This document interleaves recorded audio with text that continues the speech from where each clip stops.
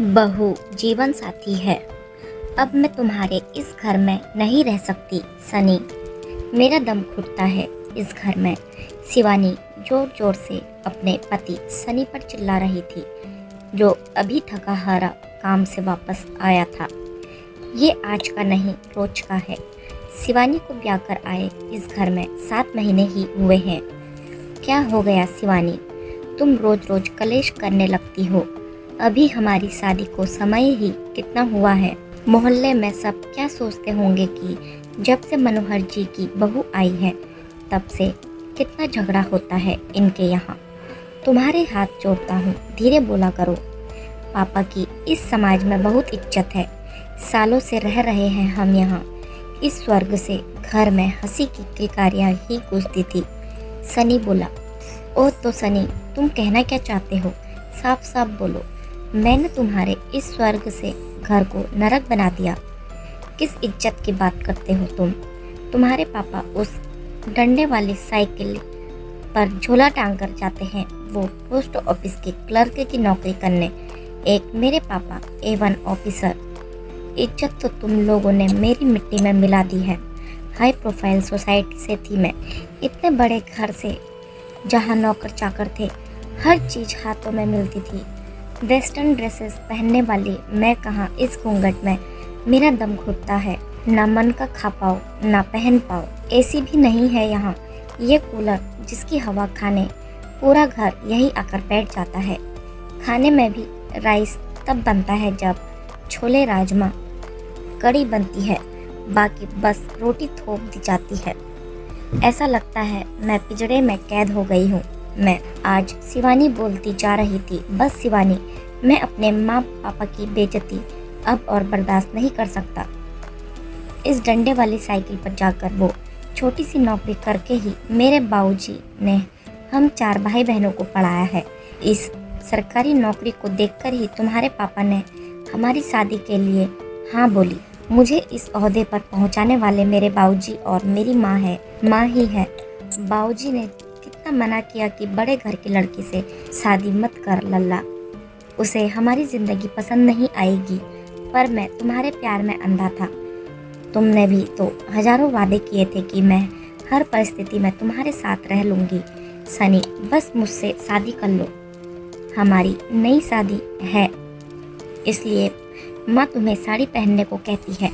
माँ बाबूजी तो ऐसे हैं, अगर तुम बिना कपड़ों के भी घूमो तो कुछ नहीं कहेंगे। तुम्हें अगर उनके हाथ का खाना पसंद नहीं तो तुम खुद बना लो मन का, वो तुम्हें कभी नहीं टोकेगी। तुम जब से आई हो तुमने एक कप चाय भी उन्हें अपने हाथ से बनाकर पिलाई है। बात करती हो। सब कहते थे सनी की शादी कर दो, बहू आ जाएगी तो आराम मिल जाएगा तुम्हें। सुशीला, माँ के घुटनों का ऑपरेशन होना है पर फिर भी घर की शांति के लिए एक पैर पर घूमती रहती है। तुम्हारे कपड़े भी उठाकर तह करके देती है। अभी तुमने असली सास देखी नहीं है शायद, तभी ऐसा बोल रही हो। तुम्हें नहीं पसंद इस घर में रहना तो तुम मेरी तरफ से फ्री हो, जा सकती हो अपने घर। ऐसो आराम से रहो। अपने बाबूजी माँ पर तुम जैसी हजारों लड़कियाँ कुर्बान। सनी की आवाज़ भी आज बुलंद थी। ओह, तो तुम मुझे छोड़ दोगे? मैं अकेले नहीं जाऊंगी, तुम्हें भी साथ चलना होगा। लो, मैंने भी पढ़ी है, चाहूँ तो कुछ भी कर सकती हूँ, समझे? शिवानी की आवाज़ घर के बाहर तक जा रही थी। मुझे पता था कि तुम इस हद तक गुजर सकती हो। जाओ, जो करना है कर लो, पर मैं अपने बाबूजी माँ इस घर को छोड़कर कहीं नहीं जाऊँगा। सनी बोला। बाहर बरामदे से बाबूजी मनोहर की आवाज़ आई, सनी लला, यहाँ तो आ। बाबूजी की आवाज़ सुनकर सनी बरामदे में आता है। जी कहिए बाबूजी। काहे झगड़ा कर रहा बहू से? नई आई है, समय के साथ ढल जाएगी, जैसे चाहे वैसे रहे। हम कभी कुछ कहे हैं? मन नहीं लग रहा बहू का तो कुछ दिन मायके हो आए अपने, मन बहल जाएगा। पास में ही माँ सुशीला खड़ी थी, वो भी मनोहर जी की बातों से सहमत थी। पापा, वो कुछ दिन के लिए नहीं हमेशा के लिए अपने घर जाना चाहती है और साथ में मुझे भी ले जाने के लिए बोल रही है। आप बताइए और क्या कहूँ उससे? लला, थोड़ा ठंडे दिमाग से सोच। हमारी तो उम्र गुजर गई, बमुश्किल 8-10 साल और जी ले तो बड़ी बात है। बहू के साथ तो तुझे पूरा जीवन गुजारना है। तेरे बुढ़ापे की संगी साथी वही है। हम कब तक रहेंगे तेरे साथ? ऐसे रिश्ते मत बिगाड़। अभी उम्र ही क्या है उसकी, अनुभव होगा जीवन का, खुद समझ जाएगी। जा लला, चला जा उसके साथ। कभी कभी ऐसा भी करना पड़ता है। और कौन सा तू शहर से दूर जा रहा है? फोन पर हाल चाल ले लिया करना।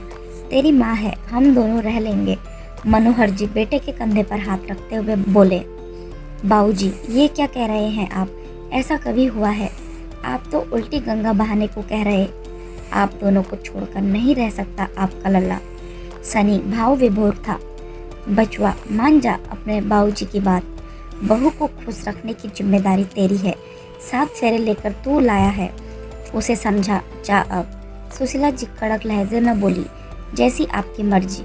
सनी इतना बोल गुस्से में अपने कमरे में चला गया। सामने शिवानी बेड पर बैठी थी। सामान पैक कर लेना अपना, कल हम तुम्हारे घर जा रहे हैं। सनी इतना बोल बिना खाना खाए लेट गया। क्या सच में? यह सुन शिवानी की खुशी का ठिकाना न था। वो वॉशरूम आई तो उसे सास ससुर की आवाज़ सुनाई दी। शिवानी ने झाँक कर देखा तो दोनों पति पत्नी एक दूसरे से लिपटे रोए जा रहे थे। कैसे रहेंगे जी लला के बिना, और वो हमारे बिना। जब नौकरी लगी उसकी बाहर तो हाथ पैर जोड़ मेरा बीमारी का बता, यहीं अपने शहर में ही तबादला लेकर माना वो मेरा बच्चा। सुशीला जी रो रो कर बोल रही थी। मैं भी क्या रह पाऊंगा उसके बिना। मेरा दाया हाथ है वो। सुशीला, अब रोना बंद कर। अगर उसने हमें ऐसे देख लिया तो अपना फैसला बदल देगा। मनोहर जी बोले। शिवानी अपने कमरे में आ गई। सनी को भी नींद कहाँ आ रही थी, बस करवटें लिए जा रहा था। सनी उठा तो शिवानी ने सोने का नाटक किया। उठकर सीधा सनी माँ सुशीला के पास आया। शिवानी भी अपने कमरे के दरवाजे को थोड़ा सा खोल देख रही थी कि बाहर क्या हो रहा है।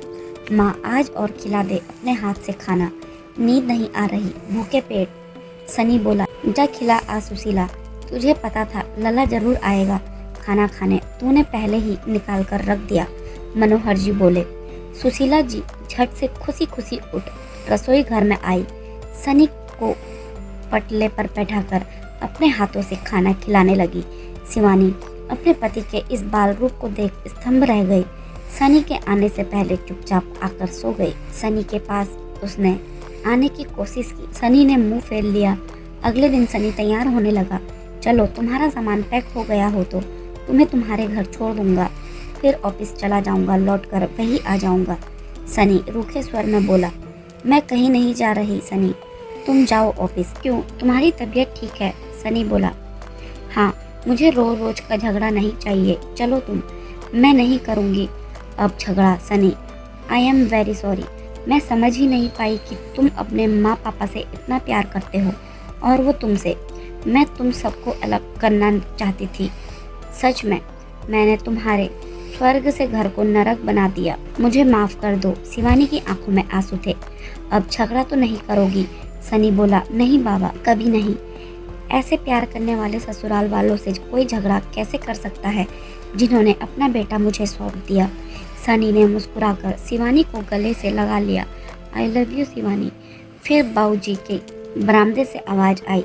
मनोहर जी बेटे के जाने की चिंता में इधर से उधर बेचैन हो चहलकदमी करने में लगे थे। जी बाबूजी, कितने बजे जाएगा लला? थोड़ी देर हमारे पास भी बैठ ले, फिर चला जाएगा, पता नहीं कब आएगा। तेरी माँ कह रही थी छुट्टी वाले दिन आ जाया करना, इतवार को। मनोहर जी बोले। ना बाबूजी, अब भेज रहे हो तो इतने मन से तो अब नहीं आ रहा। रह लोगे मेरे बिना, रहो आराम से। सनी बोला। ऐसे क्यों बोल रहा है? फिर क्यों कहा जाने को? बोलो बाबूजी। कहीं नहीं जा रहा मैं, और ना आपकी बहू। उसने ही कहा है। मैं समझ गई हूँ आप सबको। क्या कही तूने लला? क्या सच में? मनोहर जी की खुशी का ठिकाना न था। हाँ पापा जी, कहीं नहीं जा रहे हम, माफ कर दीजिए मुझे। शिवानी ने दोनों सास ससुर के पैर छुए। बहू तो हमारे सनी की पत्नी है, तो उतनी ही प्यारी है हमें जितना सनी। जैसे मन करे वैसे रह। अभी घर का मुखिया जिंदा है, किसी चीज की कमी नहीं होने देगा अपने बच्चों को। लला इस महीने की तनख्वाह से एसी लगवा ले अपने कमरे में। मनोहर जी बोले। सभी लोग मनोहर जी की इस बात पर हंस पड़े। तो दोस्तों, पत्नी अगर अपने पति के माँ बाप को सम्मान प्यार दे तो उसके पति का प्यार उसके प्रति दोगुना ना हो जाए तो कहना, चाहे तो आजमा कर देख लो।